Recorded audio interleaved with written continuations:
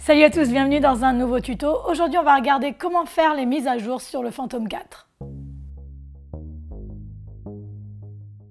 On peut faire la mise à jour de deux manières différentes. On peut le faire avec notre ordinateur et avec une application qui s'appelle Assistant 2, je vous mettrai le lien ci-dessous, ou on peut le faire à travers l'application DJI Go.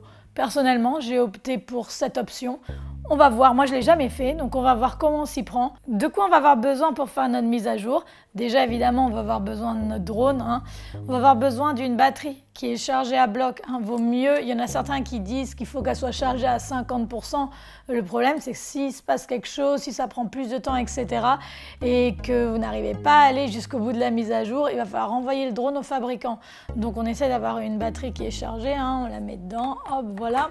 Ensuite, il va vous falloir ce câble qui est venu dans la boîte quand vous avez acheté.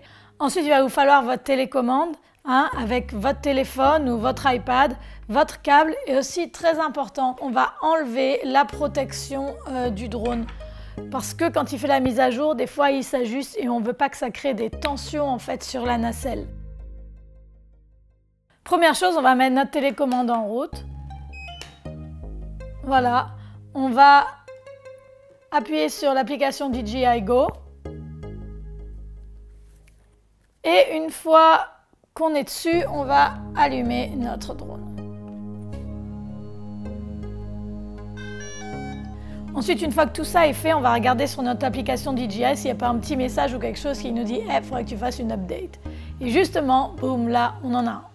Update, c'est mise à jour en anglais pour ceux qui se demandent. Là, boum, on voit un message en rouge, on va cliquer dessus.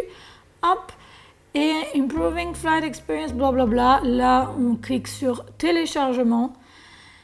Et ensuite, on nous demande si on veut se connecter au Wi-Fi. Moi, j'ai une bonne connexion Internet, donc je m'en fous. Et là, boum, ça télécharge. Adapteur pour vous connecter.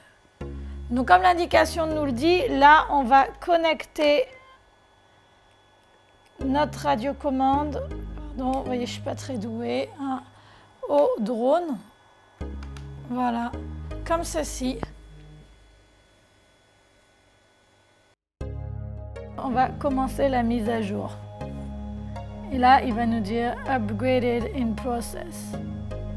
Pendant ce temps-là, votre drone va faire du bruit, il va faire comme s'il s'arrête, comme s'il redémarre, vous allez entendre des beepings, vous allez entendre plein de trucs bizarres, votre petite caméra elle va bouger, mais tout ça, ça fait partie du processus. Donc surtout, très important, vous ne touchez rien et vous attendez.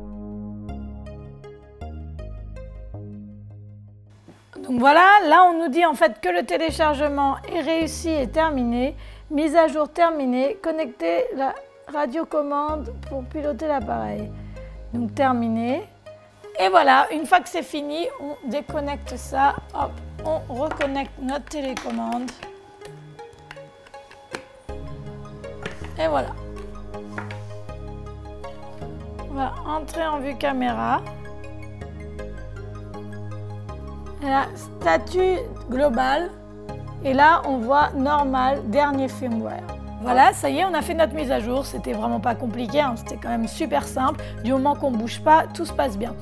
Maintenant, ce que je voulais mentionner, c'est qu'une fois que vous avez fait tout ça, il va falloir que vous retourniez dans vos réglages, dans Général. Il faut que vous révisiez tout en fait. Il faut que vous révisiez votre hauteur, votre return to home, votre distance, faire une calibration de compas et surtout une calibration de l'IMU, chose que je vais vous montrer dans le prochain tuto. Merci de m'avoir écouté. Si ça vous intéresse, n'oubliez pas de vous abonner. Regardez mon autre tuto sur la calibration de l'IMU si ça vous intéresse. Et moi, je vous dis à la semaine prochaine. Bye!